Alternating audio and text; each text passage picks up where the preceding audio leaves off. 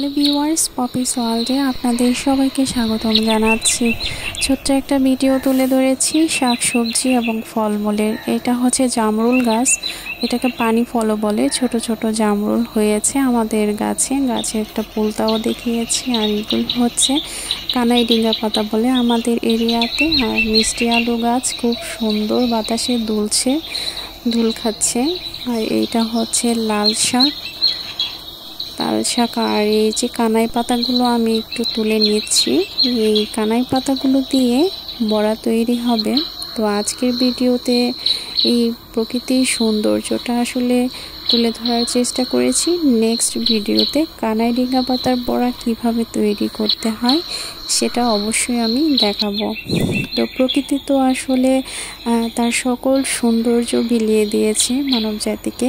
তা আমরা মানব জাতিরা আসলে সেই প্রকৃতির সৌন্দর্যটাকে রক্ষা করতে পারি না, সঠিকভাবে এটার পরিচর্যা করতে পারি না। এত সুন্দর সুন্দর কানাই ডিঙ্গা পাতাগুলো, একটু আগে মাত্র বৃষ্টি হয়েছে, যেই কারণে প্রত্যেকটা পাতার মধ্যে একটু জলের ছিটা ছিটা পড়েছে। এটা দেখতে যেমন সুন্দর লাগছে, আমি যে এটা তুলতেছি সেটাও আমার কাছে ভীষণ ভালো লাগছে।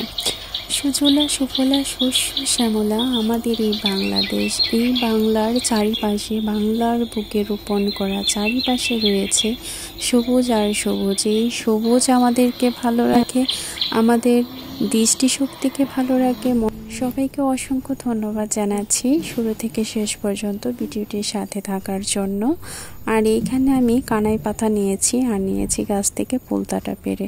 পরবর্তীতে আবার চলে আসবো নতুন ভিডিও নিয়ে। ধন্যবাদ সব।